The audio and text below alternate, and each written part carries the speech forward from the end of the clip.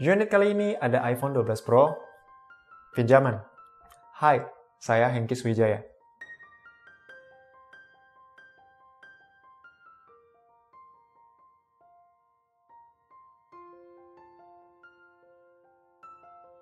Ngomongin desain sebagai pengguna iPhone mini saat dipinjamin unit versi Pro-nya, feeling pertama pas di genggaman itu, wah ini mewah. Versi premiumnya sih 12 mini. Pinggirannya stainless berkilau, bodi belakangnya Dove, lalu kameranya boba. Oh ya, unit ini nama warnanya Pacific Blue. Warna kalem yang punya rasa mahal kalau dilihat. Secara tampilan, saya suka. Tapi sedikit repot untuk menjaga kesan mewahnya iPhone 12 Pro ini. Harus sering-sering dilap bezel stainlessnya. Kalau enggak, bekas sidik jari nggak karuan di mana-mana. Solusi lain, pasangin case biar nggak cepat kotor. Kesan saya untuk penggunaan selama sebulan HP ini smartphone yang cakep, tapi berat. Saat dikantongin di saku celana, terasa sangat mengganjal. Mungkin saya perlu waktu sedikit lebih lama lagi untuk terbiasa dengan smartphone seperti ini. Untuk tampilan secara keseluruhan, mayoritas orang pasti setujulah kalau ini smartphone yang aduhai banget.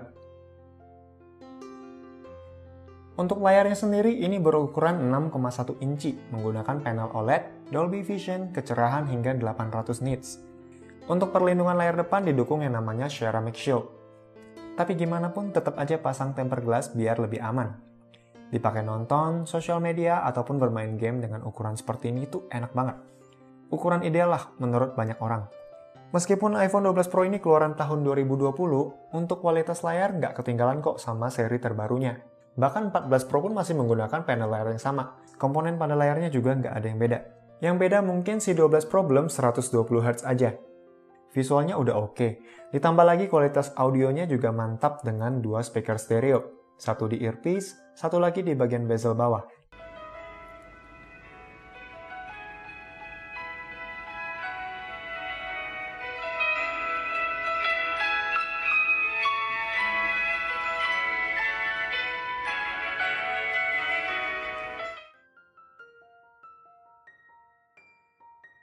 Untuk performa, ini juga masih terbilang ganas.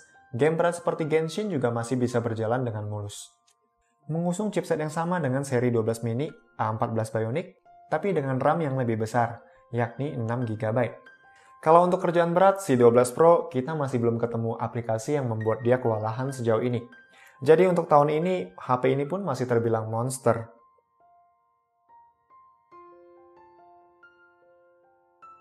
Kapasitas baterai nyaris 3000 mAh. Masih terbilang kecil sih ya. Agak kaget juga saat tahu kapasitas baterainya tuh cuma 2800-an. Aktual di 2815.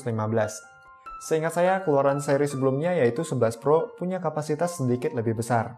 Tapi tenang, dengan besaran baterai segini, nyatanya 12 Pro terbilang lumayan awet loh kalau digunakan secara kasual.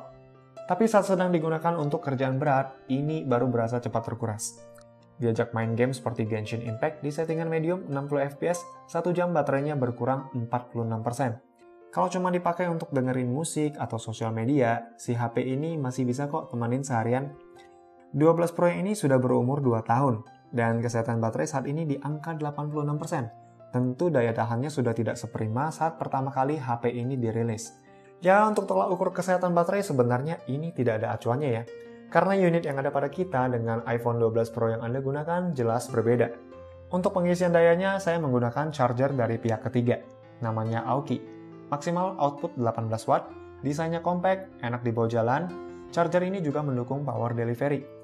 Saya biasa menggunakan ini untuk mengisi daya Google Pixel juga. Buat cari tahu lebih jauh soal charger ini, langsung aja cek link di kolom deskripsi. Kameranya boba. Jujur, sampai hari ini saya belum bisa suka dengan tampilan kamera seperti ini. Tapi untuk hasil jepretan sih bohong kalau bilang ini nggak cakep. Komposisi dari warna, exposure, dynamic range, ini selera kita. Untuk kameranya sih yang paling diunggulkan adalah perekaman videonya. Punya kemampuan merekam video 10 bit yang ditujukan untuk profesional. Untuk kamu dan juga saya yang pengguna konvensional, bisa rekam di Full HD aja rasanya tuh udah bagus banget.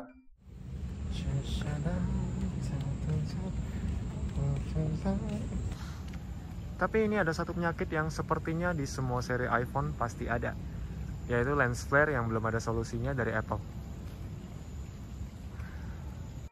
Kemudian ada lagi fitur unggulan dari seri Pro seperti sensor LiDAR. LiDAR sensor ini adalah fitur mahal dari seri iPhone Pro yang mungkin nggak akan saya gunakan, karena memang nggak ada kebutuhan tersebut. Tapi untuk mengulas video kali ini, akhirnya kita cobain LiDAR sensor menggunakan aplikasi pihak ketiga, namanya Polycam. Untuk saya yang awam ini merasa kalau sensor ini keren sih. Dia bisa mendata objek secara 3D dan Polycam bisa menampilkan hasil rekaman ruangan ini dengan cukup baik. Menurut saya sensor ini akan berguna untuk para arsitektur atau desain interior. Saat video ini dibuat, kita sudah berada di iOS 16.3 dengan segala fitur baru seperti karaokean di Apple Music, tampilan lock screen yang lebih atraktif, dan cropping gambar menjadi PNG. Ini seru banget sih, saya jadi lebih rajin bikin stiker WhatsApp setelah fitur ini hadir. Terlepas dari itu semua, sinergi antar perangkat Apple-nya yang seamless sampai hari ini nggak bisa dibandingkan dengan ekosistem lain. Ini juara yang masih belum bisa digeser. Alasan dia punya julukan Pro yaitu, dia punya beberapa fitur tambahan yang memang diperuntukkan untuk kalangan profesional, seperti sensor LiDAR yang disebutkan barusan, lalu juga bisa merekam video 10-bit HDR, tapi karena saya adalah kalangan biasa, jadi fitur tambahan Pro-nya ini jelas tidak akan digunakan dalam keseharian. Kesimpulan, HP ini masih terlihat seksi di tahun 2023, dan sepertinya kalau digunakan untuk 2 atau 3 tahun ke depan juga masih oke. Buat kalian yang tertarik untuk membeli iPhone 12 Pro di tahun ini, ingat, cari aman, beli yang resmi. Baik, segitu dulu ulasan kita mengenai iPhone 12 Pro. Kalau ada yang dirasa kurang atau mau menambahkan, kita lanjutkan di kolom komentar. Saya Hengkis Wijaya, di belakang kamera ada Jimmy Chen. Kita pamit.